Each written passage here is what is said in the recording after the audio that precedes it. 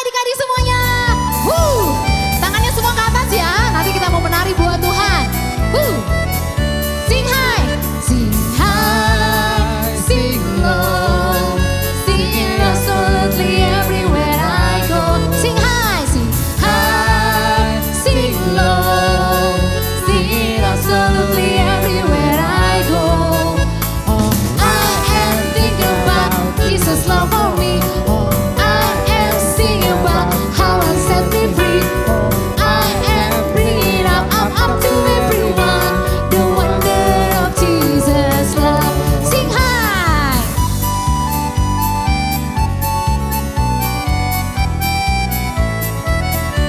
Come on. Sing high, sing low, sing it absolutely everywhere I go. Sing high, sing low, sing it absolutely everywhere I go. I am thinking about Jesus' love for me. I am singing about how He set me free. I am bringing up to everyone the wonder of Jesus' love.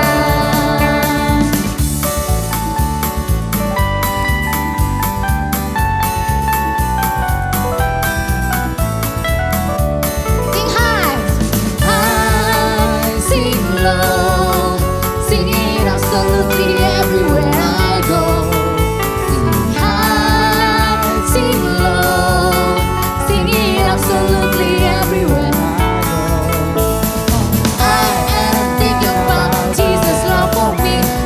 I am singing about how He set me free. I am bringing up to everyone. Sing high, sing low, sing it absolutely everywhere I go. Sing high, sing low, sing it absolutely everywhere I go. Oh, I am thinking about Jesus' love for me. Thinking about how He set me free. I am bringing up to everyone the wonder of Jesus' love, the wonder of Jesus' love, the wonder of Jesus' love. I get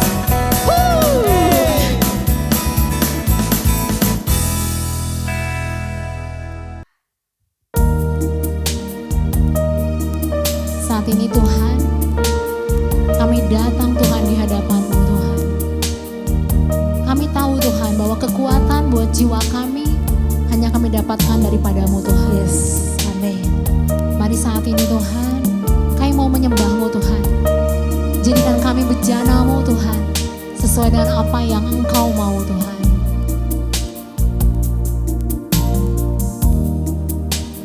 Kekuatan di jiwaku, ketenangan batinku, ada dalam hadirat-Mu, kau menyembah-Mu.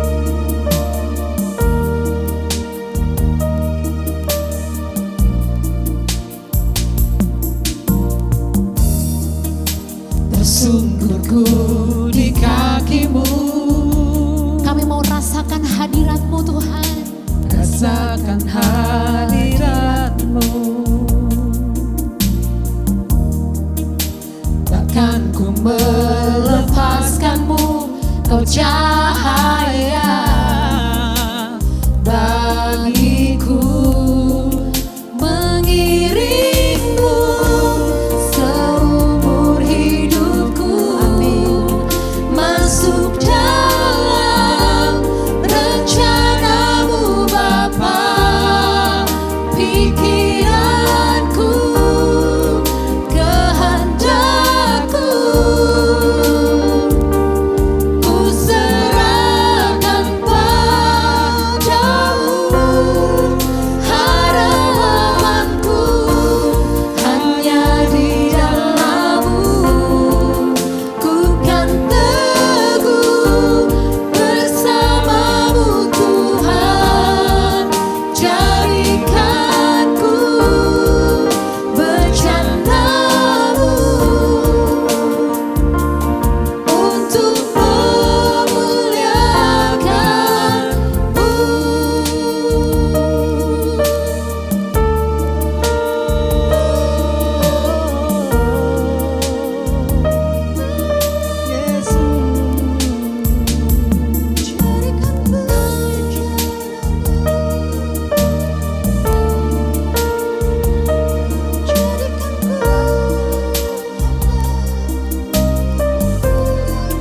mengiringmu seumur hidupku.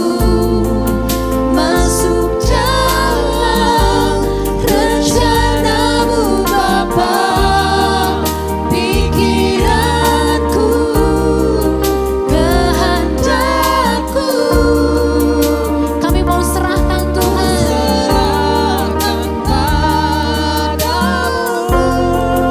Harapanku hanya di dalam-Mu, ku kan teguh bersama-Mu Tuhan. Jadikanku bercanda-Mu untuk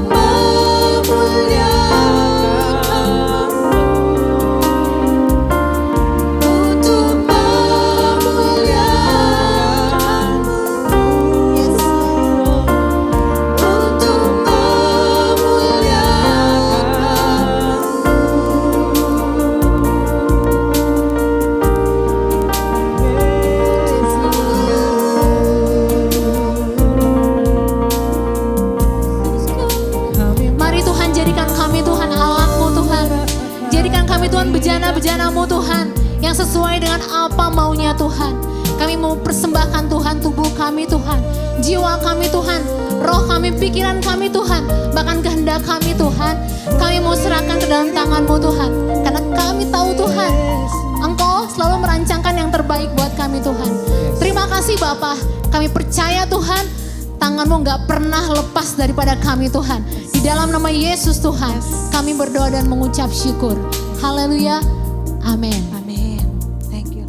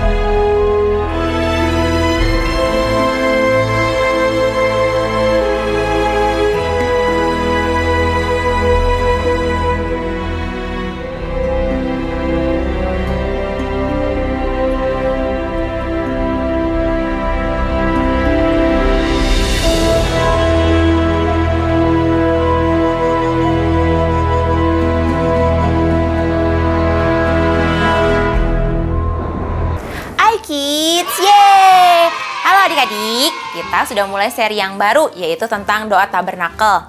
Apakah kalian ingat apa yang sedang kita pelajari sepanjang tema ini? Coba. Nah, Kak kasih petunjuk ya.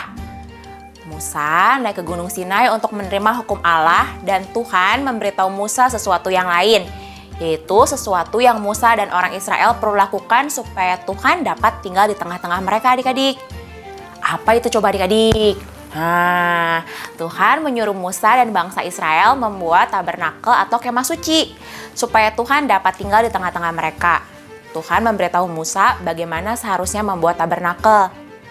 Orang Israel beribadah kepada Tuhan saat mereka bepergian melewati padang pasir selama 40 tahun di dalam tabernakel. Ada urutan-urutan yang harus dilakukan saat beribadah dalam kemah suci, dan itu menggambarkan pola ibadah kita kepada Tuhan. Ada 7 urutan atau tempat di dalam kemah suci adik-adik. Jika kita ingin tahu bagaimana cara kita beribadah dan berdoa kepada Tuhan, kita dapat mempelajari ke-7 urutan-urutan ibadah di kemah suci. Sebab itu, yuk kita baca ayat hafalan minggu lalu, 1 Yohanes 1 ayat 9. Jika kita mengaku dosa, maka Ia adalah setia dan adil, sehingga Ia akan mengampuni segala dosa kita dan menyucikan kita dari segala kejahatan. Oke adik-adik, kita ulangi sekali lagi yuk. 1 Yohanes 1 ayat 9. Jika kita mengaku dosa kita, maka Ia adalah setia dan adil, sehingga Ia akan mengampuni segala dosa kita dan menyucikan kita dari segala kejahatan. Yes, good job adik-adik. Adik-adik, ini adalah denah kemah suci atau tabernakel. Tabernakel dibagi menjadi 3 area yang berbeda, yaitu pelataran luar, ruang kudus, dan ruang Maha Kudus. Kemah suci atau tabernakel adalah tempat Tuhan tinggal di tengah-tengah bangsa Israel dan tempat di mana Tuhan bertemu dengan umatnya dan tempat orang Israel beribadah selama berada di padang gurun 40 tahun lamanya. Saat mereka memasuki kemah suci, mereka akan melewati 7 tempat untuk dapat masuk ke dalam hadirat Tuhan.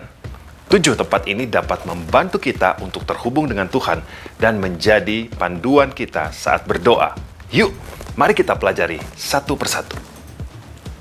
Yang pertama, pelataran luar. Pelataran luar berbicara tentang ucapan syukur dan pujian kita kepada Tuhan, maka kita bertepuk tangan. Kedua, altar perunggu. Altar perunggu berbicara tentang pengorbanan Yesus di kayu salib. Ketiga, bejana perunggu. Bejana perunggu berbicara tentang membersihkan dosa dan segala hal yang tidak berkenan di hadapan Allah. 4, tiang lilin emas. Tiang lilin emas berbicara tentang Roh Kudus.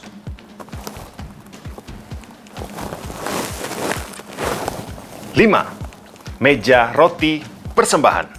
Meja roti persembahan berbicara tentang firman Tuhan. 6, mesbah dupa. Mesbah dupa berbicara tentang ibadah, penyembahan, dan doa kita kepada Tuhan, sehingga kita mengangkat tangan dalam ibadah. 7, tabut perjanjian. Tabut perjanjian berbicara tentang persekutuan dan keintiman kita dengan Tuhan. Jadi, dalam tema ini kita akan mempelajari lebih dalam tentang ke-7 tempat di dalam kemah suci atau tabernakel. Ke-7 tempat ini menggambarkan kehidupan doa kita kepada Tuhan, sehingga kita akan mengerti bagaimana kita dapat berdoa kepada Tuhan. Nah, hari ini kita akan belajar tempat yang keempat, yaitu tiang lilin emas. Itu menggambarkan Roh Kudus adik-adik. Sekarang kita sudah sampai ke dalam ruang kudus, yaitu ruangan di mana para imam melayani Tuhan setiap hari. Di dalam ruang kudus terdapat tiang lilin emas, meja roti persembahan, dan mesbah dupa. Imam Harun dan anak-anaknya akan selalu menjaga lilin di atas tiang lilin emas supaya tidak padam, sehingga api itu selalu menyala setiap harinya. Cahaya lilin itu akan selalu menerangi ruang kudus siang dan malam adik-adik. Seperti juga dalam hati kita ya adik-adik semua, Roh Kudus yang akan menerangi hati kita siang dan malam. Dan kita juga harus menjaga supaya api Roh Kudus di dalam hati kita tidak padam. Kita harus mengundang Roh Kudus untuk hadir dan masuk dalam hati kita sehingga Ia dapat meneranginya. Jadi siapakah Roh Kudus itu adik-adik? Ada yang tahu? Nah, Tuhan itu ada dalam 3 pribadi, yaitu sosok Trinitas, Allah Bapa, Allah Putra, Yesus Kristus, dan Allah Roh Kudus. Jadi Roh Kudus itu adalah Tuhan. Dia sempurna, dia nyata, dan dia hidup adik-adik. Kita tidak bisa melihatnya, tapi kita bisa melihat efek dari apa yang dia lakukan. Seperti angin, kita nggak bisa lihat, tapi kita tahu bahwa angin ada di sana. Saat kita melihat pohon yang bergerak di tiup angin, dan kita juga bisa merasakannya saat angin itu berhembus mengenai kita. Jadi dengan cara yang sama, kita tidak dapat melihat Roh Kudus, tapi kita tahu bahwa dia ada di sini bersama kita adik-adik. Nah, setelah Yesus bangkit dari kematian, dia kembali ke surga dan Allah Bapa mengirim Roh Kudus ke bumi untuk mengingatkan kita tentang semua hal yang telah Yesus ajarkan. Dan untuk mengajari kita banyak hal lainnya dalam Alkitab. Yesus berkata dalam Yohanes 14 ayat 16, "Aku akan minta kepada Bapa dan ia akan memberikan kepadamu seorang penolong yang lain supaya ia menyertai kamu selama-lamanya." Roh Kudus adalah pemberian Allah kepada kita dan dia adalah penolong untuk menghibur kita. Dia berdoa untuk kita, dia melindungi kita, dan dia memberi kita damai adik-adik. Saat kita mengundang Yesus Kristus ke dalam hidup kita untuk menjadi Tuhan dan penyelamat kita, Roh Kudus datang untuk tinggal di dalam kita adik-adik. Roh Kudus adalah hadiah dari Tuhan untuk kita semua. Lalu, bagaimana kita tahu kalau Roh Kudus itu tinggal di dalam kita? Tuhan menjanjikan orang-orang percaya akan dicurahkan rohnya atas kita sehingga kita dipenuhi oleh Roh Kudus, atau yang biasa kita kenal sebagai baptisan Roh Kudus. Pemenuhan Roh Kudus di dalam diri kita itu akan menggerakkan dan memperlengkapi kita untuk melayani Tuhan dengan baik. Mari kita lihat dari contoh Alkitab ini. Dalam Kitab Para Rasul pasal 1 dan 2, sebelum Yesus diangkat ke surga, ia memerintahkan para muridnya untuk menunggu di kota Yerusalem. Yesus berkata kepada mereka bahwa mereka akan dibaptis dengan Roh Kudus dan mereka akan menerima kekuatan ketika Roh Kudus itu datang ke atas mereka dan mereka akan menjadi saksi Yesus di Yerusalem, di Yudea adik-adik, dan di Samaria sampai ke ujung bumi. Ketika hari Pentakosta tiba, mereka semua berkumpul bersama-sama di satu tempat. Tiba-tiba terdengar seperti tiupan angin, dan angin yang kencang datang dari surga dan memenuhi seluruh rumah saat mereka semua duduk. Mereka melihat apa yang tampak seperti lidah api datang dan hingga pada masing-masing mereka lalu semuanya dipenuhi dengan Roh Kudus dan mulai berbicara dengan bahasa yang lain adik-adik. Setelah itu mereka mulai pergi untuk mengabarkan Injil. Begitu juga dalam hidup kita. Kita juga dapat berbicara bahasa baru. Kita juga dapat tergerak untuk mengabarkan Injil adik-adik dan melayani Tuhan. Maka dari situlah kita tahu bahwa Roh Kudus telah turun dan tinggal dalam hati kita adik-adik. Nah adik-adik, tiang lampu emas itu sangat penting. Itu berbicara tentang Roh Kudus dan sama seperti bagaimana tiang lilin emas memberi cahaya. Roh Kudus juga memberi kita terang dan pengertian bagi kita dalam setiap situasi yang kita alami. Roh Kudus adalah karunia Tuhan yang luar biasa untuk kita. Coba kakak tanya sekarang, siapa yang mau terima Roh Kudus? Coba kakak lihat. Wah, semua mau ya adik-adik? Good! Nah, sekarang kita mau baca ayat hafalan kita minggu ini. Dari Yohanes 14 ayat 16. Aku akan minta kepada Bapa dan ia akan memberikan kepadamu seorang penolong yang lain, supaya ia menyertai kamu selama-lamanya. Oke adik, kita ulang lagi yuk, sekali lagi yuk. Yohanes 14 ayat 16. Aku akan minta kepada Bapa dan ia akan memberikan kepadamu seorang penolong yang lain, supaya ia menyertai kamu selama-lamanya. Yes, amin, good job adik-adik. Nah, yuk sekarang kita berdoa memohon Roh Kudus untuk datang dan bekerja di hati kita, dimanapun kita berada. Yuk adik-adik, pejamkan mata, angkat tanganmu, bukalah hatimu untuk menerima Roh Kudus. Katakan doa ini bersama kakak ya. Roh Kudus yang terkasih, aku berterima kasih bahwa Engkau tinggal dalam hatiku. Saat ini aku telah dilahirkan kembali dalam Kristus Yesus. Aku meminta Roh Kudus datang dan tinggal di dalam hatiku. Roh Kudus bekerja, memperlengkapi dan mengurapiku supaya aku dapat melayani Tuhan lebih lagi. Dalam nama Tuhan Yesus, amin. Oke adik-adik, sampai di sini dulu ya tema tabernakel kita. Sampai jumpa lagi minggu depan di bagian yang lain dari kemah suci atau tabernakel. Hai kids, yeay! Saatnya kita memberi persembahan. Teman-teman bisa meminta bantuan papa mama untuk melakukannya. Persembahan bisa diberikan untuk Tuhan dengan 3 cara. 1. Transfer bank. Lewat rekening BCA dengan nomor 0088991110 atas nama JKI Inspire Community Center. 2. Electronic giving. Scan barcode lewat aplikasi mobile bank BCA, UOB, Permata, Danamon, OCBC NISP, Maybank, Mega, Sinarmas, Nobu, KEB Hana, dan menggunakan aplikasi GoPay, OVO, Dana, Sakuku, Link Aja, Timani, dan BluePay. Dan yang terakhir, memberikan secara langsung di kotak persembahan di lobi gereja ICC. Mari kita memberikan persembahan yang terbaik ya. Tuhan memberkati. 2 Korintus 9 ayat 7. Hendaklah masing-masing memberi menurut kerelaan hatinya, jangan dengan sedih hati atau karena paksaan, sebab Allah mengasihi orang yang memberi dengan sukacita.